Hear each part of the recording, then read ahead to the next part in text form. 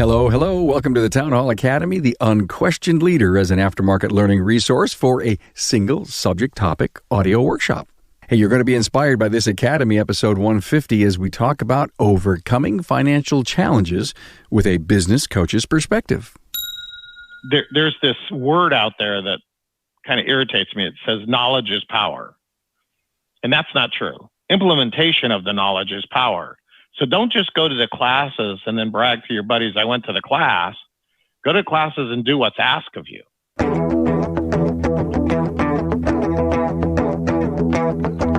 Welcome, automotive aftermarketers, to a Remarkable Results Radio Town Hall Academy. Listen to learn just one thing from today's episode on your journey to remarkable results.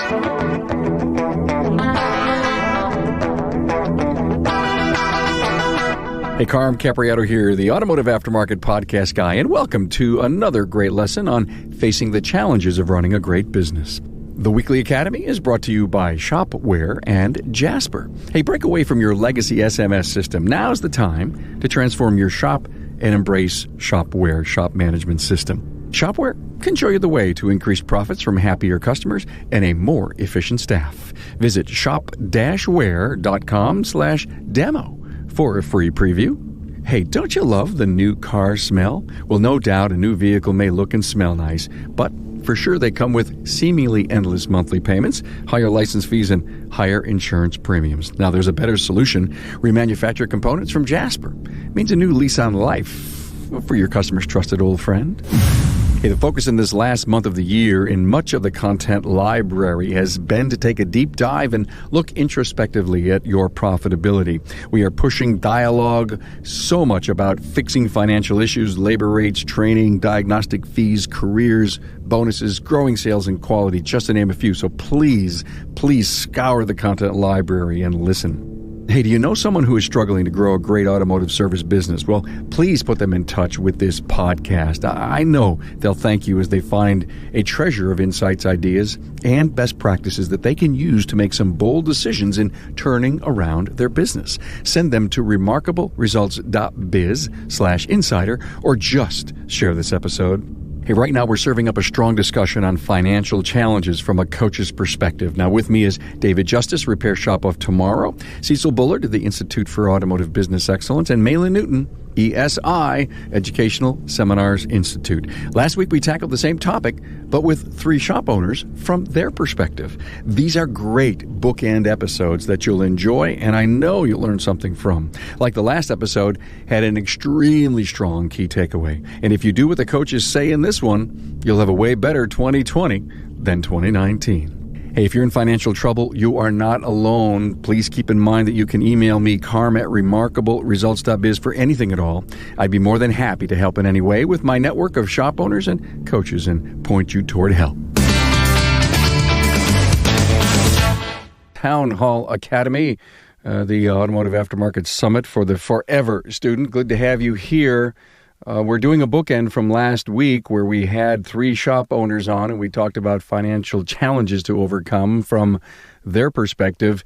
And as I was thinking very deep and hard about that one, I said, I think we've got to get the coaches on to bookend what they talked about and see how similar what the shop owners are saying about their financial challenges and how the coaches see it from their perspective. And believe you me, the coaches have an unbelievable perspective to have. And let me see. David Justice is here, Repair Shop of Tomorrow. Good to see you, David.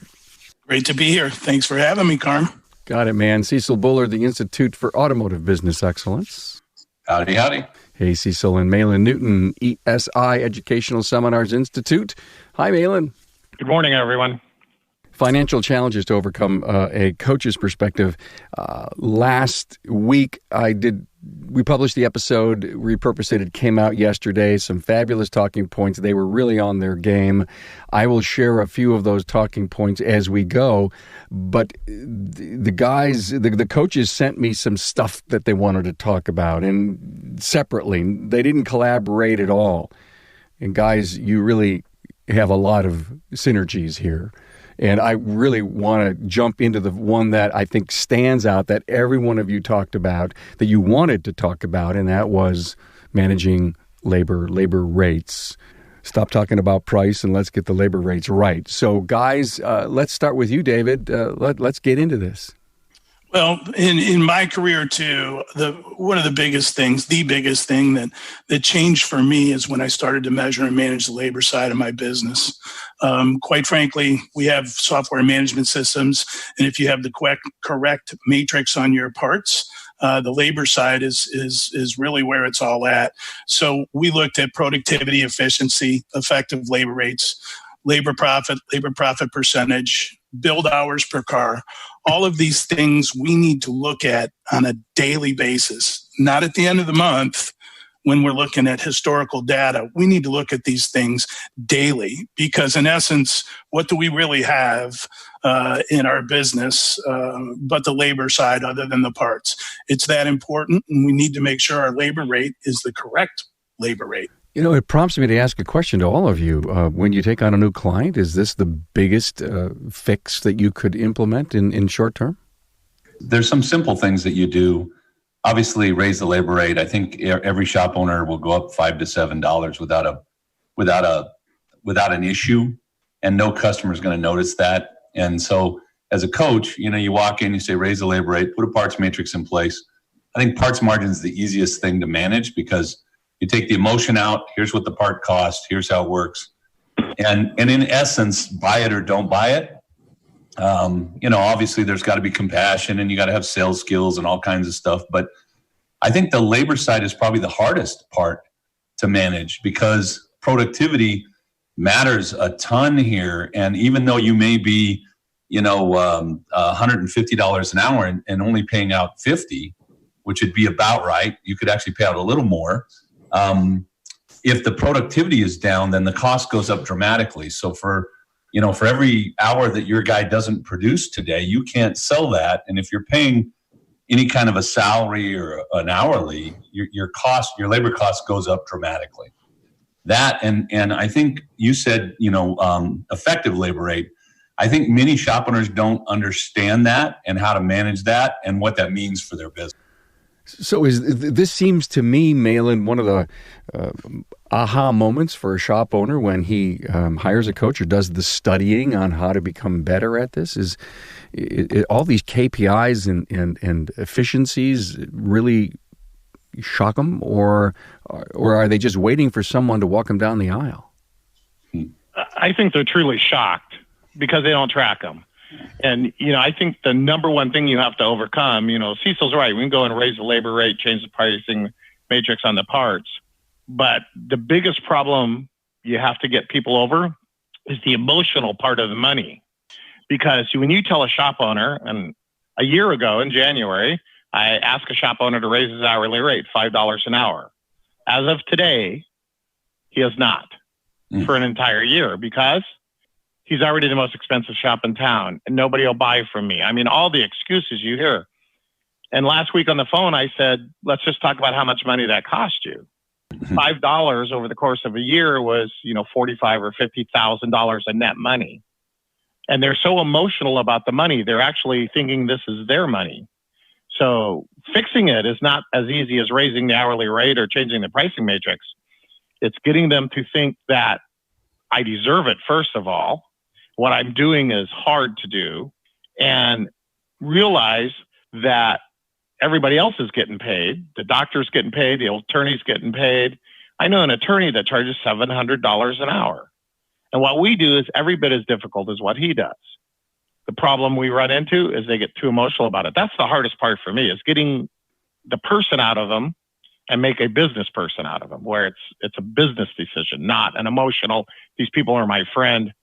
And my number one statement to all these people is you got to get paid for this, what you know, not what you're doing. We get paid for taking nuts and bolts off. We got to get paid for this. And it doesn't matter whether you're fixing cars or running a business. This is where you make your money. It's almost cultural too, because the techs don't think, if we have a slow week, the techs think, oh my God, our labor rate's too high. The owner thinks, oh my God, our labor rate's too high. Instead of, it's a slow week. I've been in the business, Maylan and I, and I'm sure Dave, long time now, and we've had slow weeks. That's just how it goes. And it has usually nothing to do with what we're charging. But getting the owner to understand their value, what being a shop owner, what providing the service that you provide, the tools, the knowledge, etc. And the value of that is probably the most difficult thing I think I have to do in my business. So I agree wholeheartedly with both of you on all points. One of the things that we try and do is to be able to show it to the dealer through using a program where we can actually measure and manage and they can see it. And then we create, systems no less than you guys, I'm sure, systems and operation procedure to where this is exactly how they price their jobs out. And once that starts to come about, the change, quite frankly, financially, is immediate. The next repair order. So matrixing your labor, so on and so forth. And I know you guys are very familiar with that. It's dramatic, too, what the money can do for someone who's been struggling. I think cash flow is kind of one of the issues, too, because at the end of the month, we look at our checkbook. A lot of guys are running their business based on their checkbook, which is exactly incorrect. But at the end of the month, you look at your checkbook and there's some money in there. So you go buy something, you buy that truck you wanted or, that piece of equipment you need. And then your parts bill rolls in on the 15th. And now I got to pay a parts bill from last month. We had a great month last month, but I spent a lot of the money. So cash flow, this is a cash flow business, which I don't think necessarily is good for us as an industry, because now we've got to really think about, where that money needs to go and where our expenses are. And most guys don't know what the numbers are. They just have no idea. I think one of the biggest detriments we have is I'd be honestly surprised if the four of us weren't in the same boat. We ended up in this business because we were good with our hands or we like cars. And then we had to learn the business side of it. And, probably 98% of the P&Ls that I look at on a regular basis, that the company looks at on a regular basis, are incorrect because they don't understand their own numbers. You ask, what is your average repair order? What are your average hours per hour? They don't know, because they're so focused on fixing cars that managing the business through the numbers, keeping score, is foreign to them. They don't like to do that. And that's why we get a lot of frustrated husband and wife teams. She's trying to pay the bills and handle the numbers, and he's spending the money on tools and the whiz-bang 4,000 latest machine. And she's going, we have no money. He goes, how can it be? I did $500,000 worth of sales. Well, you did $500,000 worth of sales with no net profit and no incorrect gross profit, but he doesn't understand that. One of the biggest eye-openers classes that we do is we have a class called Business 101 for employees. And we bring the employees in and teach them about the automotive shop business. And at the end of that class, most of them will know more than their owners do about the numbers. Because if you think about it, if I'm paying a technician, say, $20 an hour, and we're charging $150 an hour for an hourly rate, what's the technician thinks going in the owner's pocket? One of the things that we do in our calls, obviously I'm sure you guys do too, is we hold them accountable through system operation procedure on those numbers. And the biggest thing I find, and I never have an issue with any client if they don't have the education, because how do you know what to do? The gentleman last week talked about it as well. But once you get that education, once you have the system operation procedure to look at it daily, weekly, monthly, are you implementing it? And I think, Maylan, that's what you're talked about earlier. Are you implementing? Are you following it so you can understand it? One of the big mistakes that is made by shop owners is they think that money is made fixing cars. Exactly. And it's not. Money is made with the pencil. Money is made by looking at what you're paying and what you're bringing in and making that work. And my proof of money is not made fixing cars is there are tens of thousands of automotive shops out there fixing a lot of cars and making no money. No profit. 3% profit, 2% profit, and working 80, 85, 90 hours a week. And I think my dad felt like that was what he had to do. But I say today's shop owners shouldn't feel that way. You should be able to work a normal business and make a good living. And that's the other thing about understanding self-worth. I don't think we understand what we're worth. I had the washing machine repair guy come out, basically charge me about $300 an hour, and he has no tools. He has no building. He has no racks. He has no scanners. The washing machine's a simple thing to fix. I could have fixed it myself, except I don't have time. I don't mind paying the washing machine repair guy $300 an hour to get the washing machine fixed, but I really mind it that a shop owner can't charge $250 an hour, $300 an hour, because they don't understand what the value of what they bring to the table, what they do. And it's an industry problem. It's an industry-wide problem. Absolutely. Because while we have shops that are still $75 an hour today, the other shops that are 150 feel like they can't go to 200. You know what, though, Cecil? I resembled that guy you're talking about for many years, right up until I got the education. And that's what I mean. You know, I think that's one of our challenges, is to get out to as many people as we can and share that. Because once they have the education, the people that will implement, I mean, automotive's a great place to be today. Wouldn't you guys agree? Oh, yeah. For the guy that understands his business, this is, where else could you, I think it's a fantastic industry, and the opportunity coming up for the guys that really get it and run their business, on a model with processes and procedures and understand the numbers. They're going to do fantastic. I have a lot of them as clients. They do great. So I have a gentleman, he's 33 years old. I called him yesterday. He's going to the tax man. I said, "Oh, that's a horrible thing. You're going to have to pay all this tax." He said, no, we gave him the book Profit First. The other gentleman talked about it last week. He goes, "Dave, it wasn't bad at all. I actually put in too much. I have extra money." How many times do you hear that? Yeah, I like the extra money. That's a great point to bring up, and I'm glad you almost segued, David, into what I wanted to say, that the biggest takeaway last week from the owners was we have to be better at budgeting. And then it ended up being into the Profit First, or the old envelope, or the jar, put the money in. Dad used to come home with the paycheck and cash it, and they'd put money in envelopes. And it's nothing different than what Profit First really is have the obligations set aside so that you don't get in that kind of trouble. And that was one of their biggest takeaways, is that they were very poor money managers. And you said that right up front, Cecil. I have a rule, and my rule is Cecil gets paid. That's the rule. I've had it for a very long time, and I think every owner that owns their business ought to get paid. I mean, Dave Ramsey's been teaching it for 25 years, and it's not a new concept. We just need to budget, and we need to plan, and we need to charge what we're worth. So if you want to get paid, Maylan, it goes down to one of your talking points, is that the owner needs to get paid. Absolutely. I mean, think about it. None of your employees are going to go to work if you don't pay them, right? But the guy with the most liability and the most responsibility doesn't get a paycheck. Carm, I've had people walk up to me at trade shows with a roll of checks this big around. And their whole thing is, I want to cash these checks. $80,000, $90,000. And I just can't imagine. I love what I do, but somewhere there's got to be a reward for it. Well, somebody's got to pay me to schlep through the airports. And what happens is you get these owners that don't get paid, and they're not excited about work again.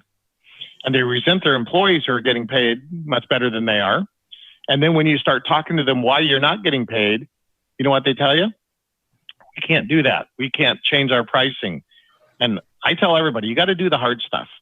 And some of it's not raising your prices. Some of it is holding your people accountable so you're productive, profitable. And we all want the easy way out. They're looking for I call it the magic pill. So my feeling is, if the owner doesn't get paid, he's not going to be very happy to be at work. The magic pill you're talking about, Cecil, just show me how to get more cars in my shop. Often more cars is death and not life. Better average repair order, better inspections, better management of the numbers, but you can't manage what you don't understand.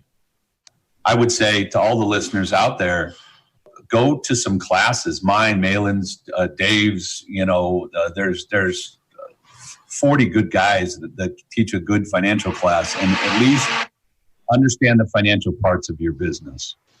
Well, and I think there's a part two to that. I agree 100% with that. Get some knowledge. I don't care where you get it from.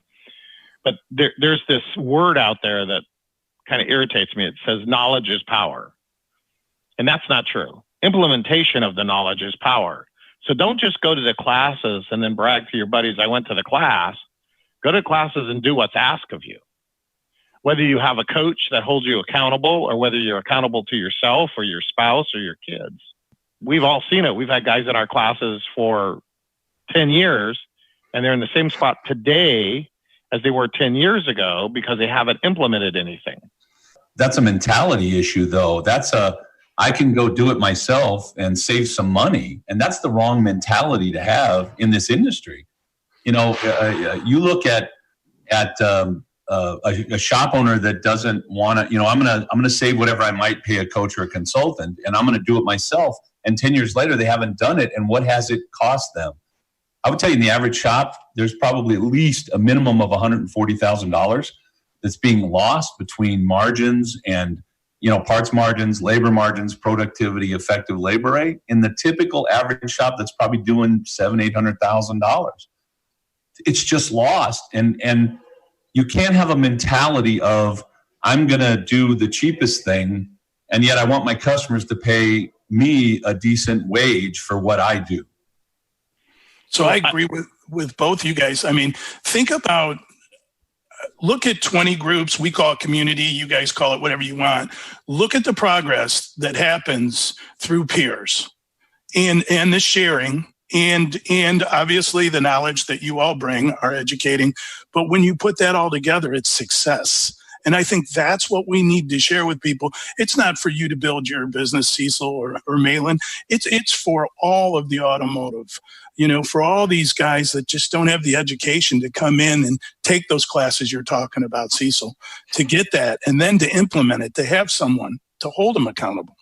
When I think about Maylan and I, when we were young, going to see Jim Hunt and then going back to the shop and making those changes and what value that's brought to my life, it's you can't price it. I mean, I've literally probably made $2 million more than I would have made in my life because of a few classes that I went. A guy named Jim Hunt, who I have the utmost respect for.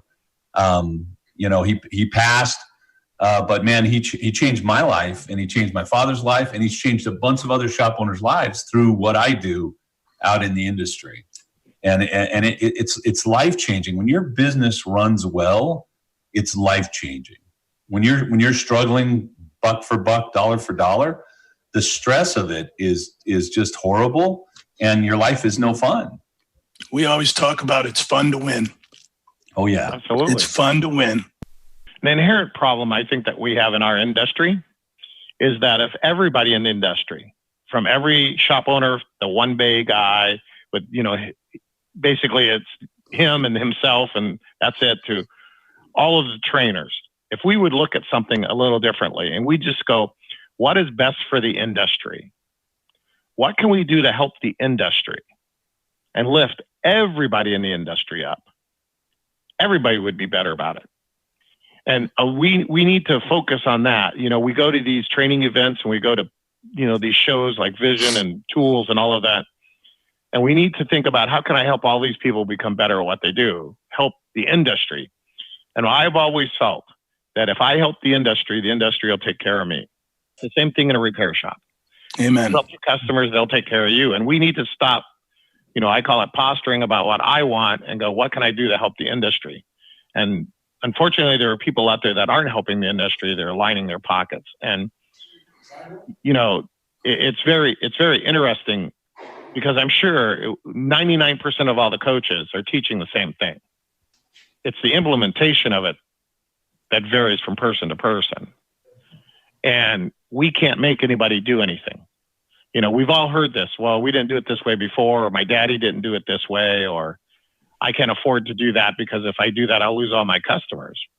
That's our inherent kind of backwards mentality. We work on very high-tech automobiles, and we're very good at that. But in reality, the front office is very low-tech in the way they think. They're not progressively thinking, in my opinion. And that's not meant to offend anybody. It's just an observation of doing this for a very long time. That's the worst phrase you can hear in business. We've been doing it like this forever. And how's it working for you? They have to understand. It's the right thing, right? I mean, it doesn't mean that's the way it should be done. There's a better way out there. I've always been one of those people that if somebody knows something that's going to help me be better, I want it. I don't care what it is. I mean, I've got, and I'm sure all you guys do the same thing. I've got 3 or 4 different mentors, consultants that I work with regularly to try and figure out something new, something I don't know that's going to benefit my clients and therefore benefit the industry. Cecil, we call that being a fast follower. Yeah. Part of my sickness, as I call it, is when I was in North Carolina and we had a whole group of 22 people that went out to dinner. We're sitting in a restaurant and I'm looking around and somebody asked me, "What are you doing?" I said, "Well, I'm looking to see how many seats this restaurant holds." And they go, "Why?"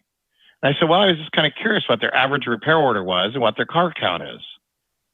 And they go, "This is a restaurant." I said, "It doesn't matter. They have the same thing. And how fast can they turn the seats?" And so we started talking. I said, "See, I'm looking for how can I make my business better by what they're doing better? How do they serve this many people? What do they charge for this stuff?" And they all looked at me like, "You're weird." That's just the way my mind works. You know, I go to a racetrack. I went to an NHRA race in Northern California, and I'm sitting in the stands and I'm asking questions. How many people will these stands hold? What do you think the average sale was? What do you think their merchandising sale is? And I'm adding it up and I'm going, wow, this is pretty good business. Most shop owners fix the cars and they go home. My mind, and much like I'm sure all of our minds, is how do I improve business in general? Doesn't matter whose business it is. It's about what can I learn from this business? How do I make it better? My wife thinks I'm nuts because I'm always doing the math wherever I'm at. If I'm at a racetrack, I'm thinking, okay, this place holds 30,000 people. The ticket was this much. They're going to buy this much beer, this much, and I'm adding it all up and thinking about margin and it's just how my mind works. When I go in a shop, I look at the base and I go, man, this shop should be doing $3 million. And you talk to the owner and they're doing $1 million too. Right. And they got 5 guys. Every time I go and I pay $8 for a popcorn at Regal Cinemas, I say, how come we can't get $200 in labor rate to make your car safe and reliable? Anyway. I got to make a comment. I just have to. Go. I was at a seminar and I was in the morning going to the glass and I stopped at Carl's Jr. and I got breakfast, just a breakfast burrito combo thing. It was like $13. And as I'm driving away, I was like, I got to raise my labor rate. Holy smokes, I got to pay for $13. They used to be $6. Now they're $13. Everything's going up except for auto repair. And it wasn't that good. No, it wasn't. It wasn't very good at all. So. You paid the convenience charge. Hey, Carm here, and I bet you think of your shop management system every day and wonder if it's time to make an important change.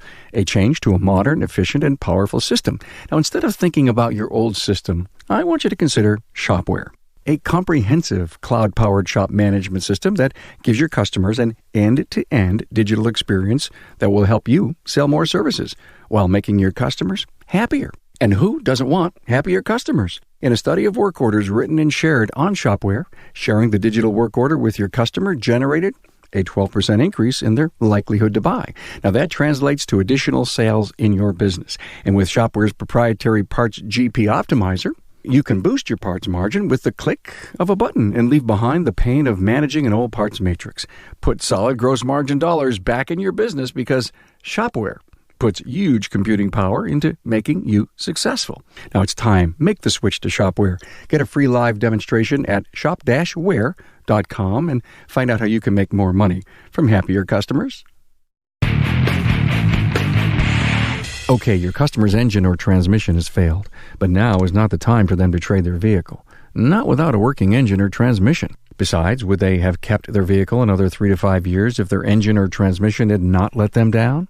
Well, if you answered yes, then Jasper Engines and Transmissions is your choice to give your customer's vehicle new life and many thousands of miles of enjoyable driving performance. When considering the high cost of a new or newer used vehicle, there's a pretty good case to be made for your customers to replace a drivetrain component that has failed or is delivering poor performance, rather than trading their car, truck, van, or SUV. Install a quality remanufactured Jasper product for less than your customer would have to invest in a different vehicle. Go to jasperengines.com to learn more about the money-saving value of Jasper. Guys, I got to say, this has been great so far. And if my only wish is that we can get to one person when we, either this weekend or, as we republish this next week, and people will listen to this and let it absorb all the great wisdom that you're sharing. And maybe we can change, as we all say, and lift a couple of ships. I took away from this last segment a very important key thing, and that was the accountability partner thing. And do you think, guys, as coaches, that is one of the most resistant elements that the shop owner who should be really involved in a 20 group, a community group, a smart group, a consultant and a coach, is that just don't want to be pushed in a direction that's uncomfortable for them?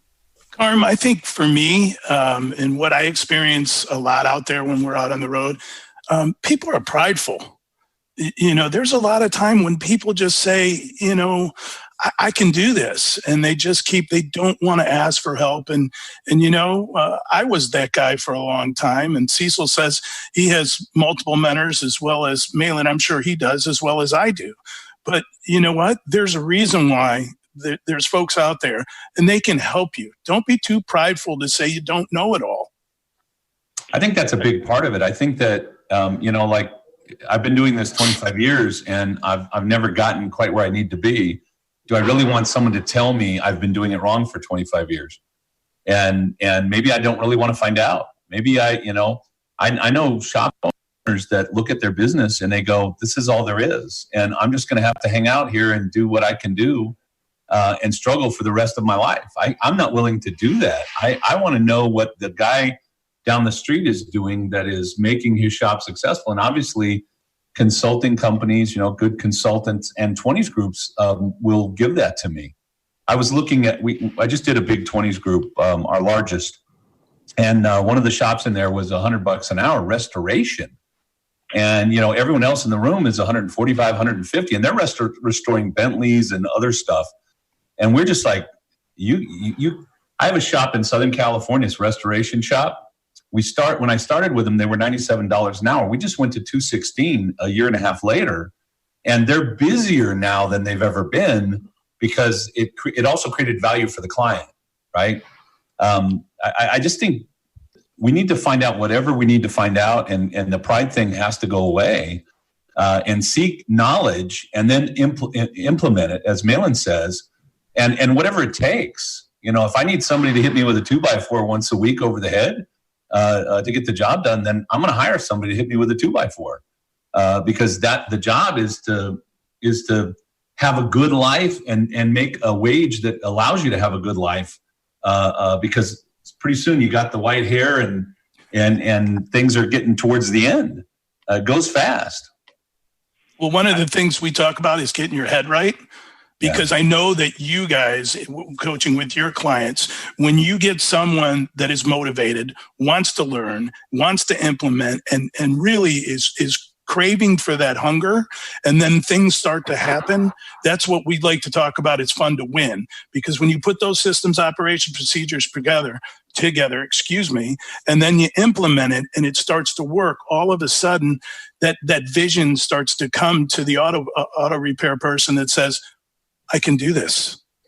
Somebody that's excited and motivated about being successful in their company, you can't hold them back. There's nothing you can do to keep them from being successful, because they're going to do. I'm always thinking. I'm like I know Maylan and I. We're like almost twin brothers from another mother. I'm always thinking, why are some shop owners better than other shop owners? Why do some people get better results? And I think it's this idea that I just decided I'm not going to go for the old stuff. I'm going to learn whatever it takes. I'm going to do whatever it takes, as long as it's not illegal, immoral, or unethical, and be successful within my business. And then they throw their pride to the side. They go get a consultant. They make the changes. And once they start seeing success, that's what I live for as a coach, as a consultant, is seeing people change their lives, spend time with their families, have a real life outside of their business. It's very interesting. I think our industry is kind of surrounded by an ugly retainer that's keeping people from being successful. And it's a pretty simple word. It's called ego. If we could let go of our egos and stop trying to be all things to all people and just go, hey, that's a great idea. Let me try it. And I ran into this, way back when we first learned how to set our hourly rate. I worked for a guy, great guy, very progressive, he sent us to training and I came back and I said, hey, look, we looked at our hourly rate and we need to do this and we need to change our hourly rate. And you know what he told me? We can't do that. We can. And what was funny was, even though I could show him the math of why we needed to do it, he wouldn't do it. So me being a follower, I wrote every estimate at the higher rate. I just charged more money. I didn't tell him I was doing it. Since I wrote most of the estimates, next thing I know, he's out there going, what are you doing? And I said, what do you mean? I don't understand what you're saying. What are you doing? I said, I'm not doing anything. He goes, I know you're doing something because there's more money in the bank account. Why? I said, well, remember the conversation about raising the hourly rate and we need to do that. And you said we couldn't do that because nobody would buy it and we'd get nothing but complaints and, all of these things. Yeah. Well, I've been doing it for 6 months. And he stopped and goes, you can't do that. And I said, okay, I will stop then. And he walked away, took 2 steps. He walked away, turned around and said, never mind, do whatever you want. But he was so afraid. And it's just a matter of selling value, selling the benefits of doing business with it, and being confident in it. But you see that everywhere. I think it's more than ego. I think, as Maylan says, it's fear. I'm afraid if I raise my rate, I'm going to lose my customers. I'm afraid if I manage my staff and require them and hold them accountable for what they're doing, I'm going to lose staff. And man, you can't replace staff today. Oh my God. So we got to accept crappy performance and you can't put any pressure on the staff. And that couldn't be so far from the truth. We need to stop living our lives in fear in this industry and start living our lives in future. This is what's possible. This is what is obtainable. And you only have to look at certain shops to go, if they can do it, I can do it. I have to tell you, I wrote this down, guys. Fear makes you stupid. And thank you. Thank you, Cecil. In fact, I've actually done a For the Record rant on that exact subject. So thanks for nailing it. There's an interesting study done on farmers, and there's a whole book about it. And when they're harvesting, they're rich. And when they're in the middle of the season, when they're not harvesting, they're poor because they borrow money during the season, then they pay it off when they harvest. And that's the cycle.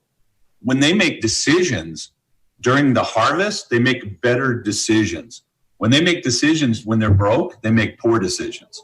Okay. So, when we think in a broke mentality, and there's some great books on that, we actually hurt ourselves because we don't make good decisions. We make bad decisions. And we need to be making the best decisions about our businesses. It's everything. And for success. Yes. Well, and understand that you can get it. Believe that you can be successful because this is a great industry. One of my favorite books is You're Broke Because You Want to Be by Larry Winget. And you think about that title and you go, no, I don't. But the actions, the follow through create that where you're not making good decisions. You're absolutely true, Cecil. And sometimes when we have money, we don't make very good decisions. But we got to change the way people think. And I think that's at the core. I think that's really at the core of the whole thing. And people don't think that the automotive industry has a value because we've actually created our own problems. I mean, you think about what's advertised.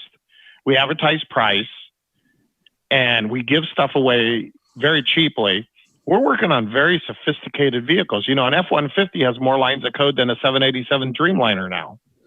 And I've flown that plane, and it terrifies me to think that F-150 has more lines of code in it because it's on ground level, and I'm 35,000 feet above the ground. But the bottom line is we're not selling the value of what we're doing. We're just dumb car guys. Yeah, we don't believe in the value of what we right. bring to the table. I mean, not everybody can fix a car correctly. I mean, we see this all the time. If we own a shop, we fix other people's mistakes. And there's a value in being able to fix a car correctly today. And the knowledge that we need to do that. Our industry's probably $100 behind the labor rate curve. Why can't we attract good technicians into our industry? Well, it's not glamorous, and I can't get paid. I see new techs coming in at $14, $16 an hour. They can't even, they have to live in mom's basement and they can't buy tools. We can't do this anymore, or our industry is going to collapse in on itself. And you know what? There's going to be some shops that come out of that really great, smelling great. They're going to buy up all the other crap because the cars have to be fixed. So, Cecil, one of the things we always talk about is like three legs to a stool: the education, system, operation, procedures, what we need to do, looking at KPIs, communication, how do we touch the right client with predictive marketing to bring that right client in, and then implementation, how do I do it all the time? In other words, consistency. Yeah.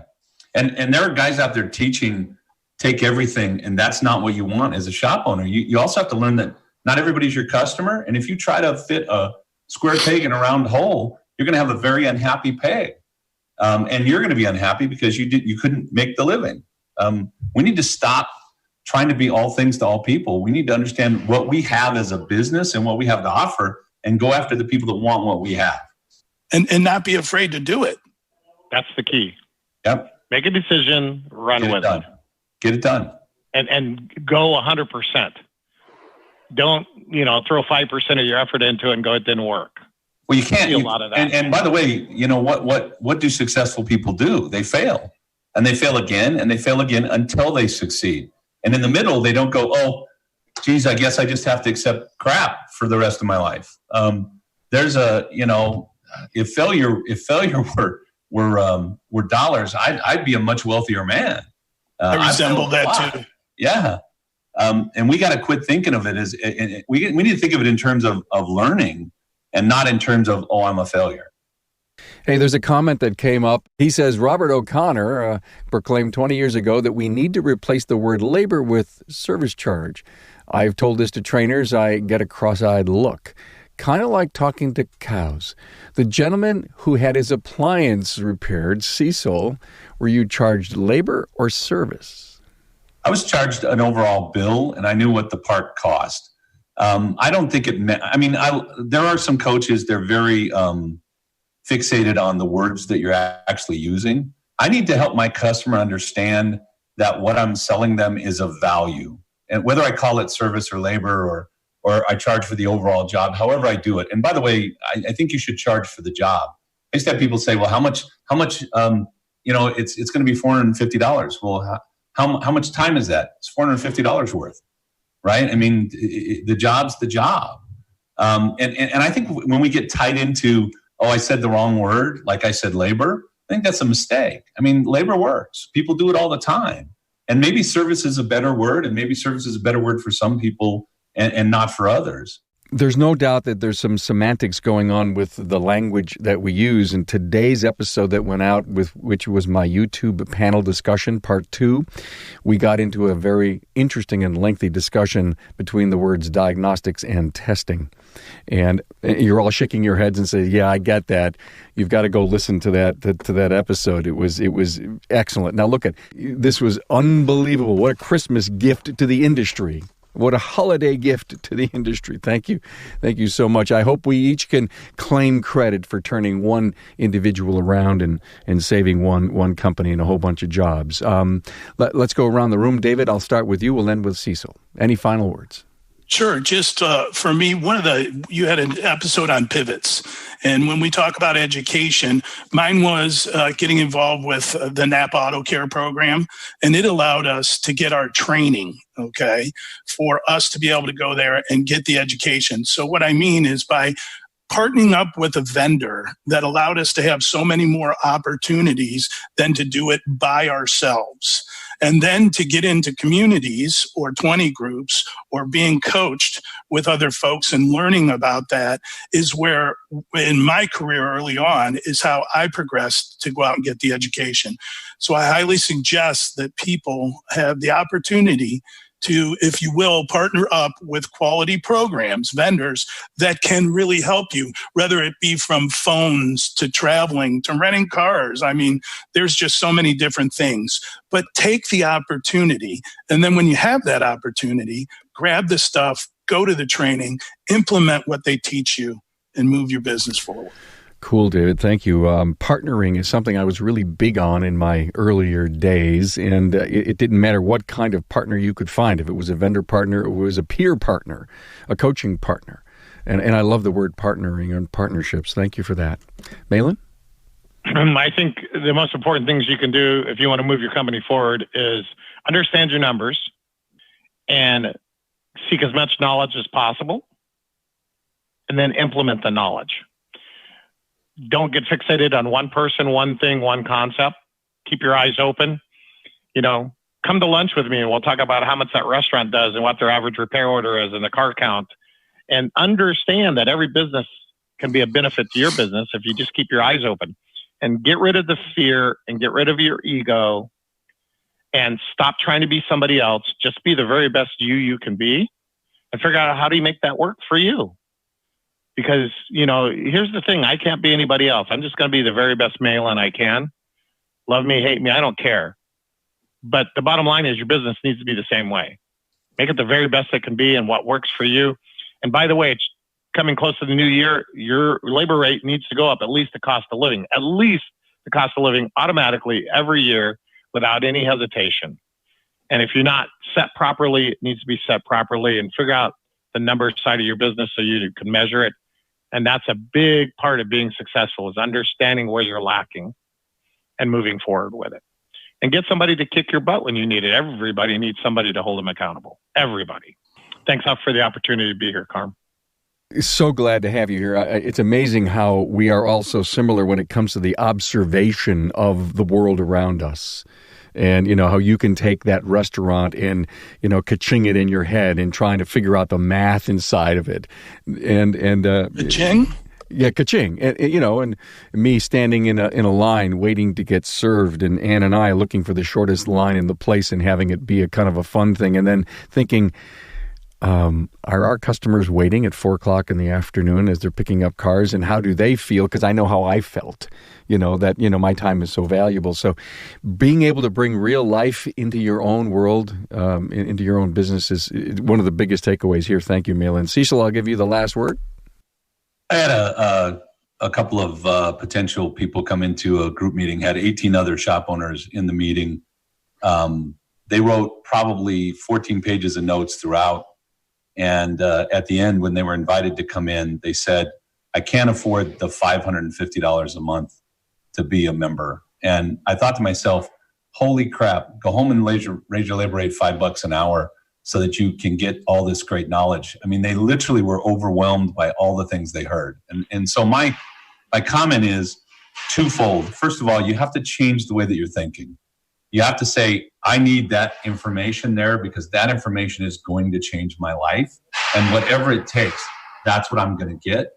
If I got to get a second job, I'm going to pay for this so that my business can be successful and successful without me working 90 hours a week. And the second thing is look for partners and places where you can get that knowledge, and don't get overwhelmed by everything. Pick one thing and get it changed in your business at a time. And if you're going to raise your labor rate $5 an hour, raise it $7, because the pain is going to be the same. It's not painful for your customers. It's only painful for you. They don't care. They don't know. The buyers are going to buy and the not buyers are not going to buy. And I'm going to say thank you, Carm, because you are partnering in the industry, and to be able to do something like this and help the industry is extremely beneficial. I love being here and being able to share what I've got. Thank you so much, Cecil. I appreciate that. Hey, good guys.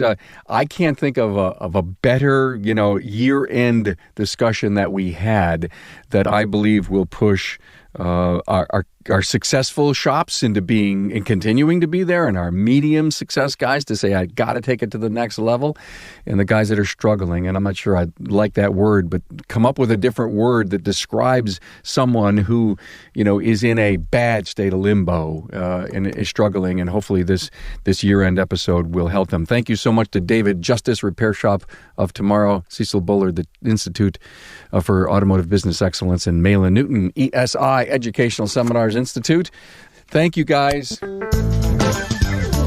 Thanks for being on board to listen and learn from the premier automotive aftermarket podcast. Until next time.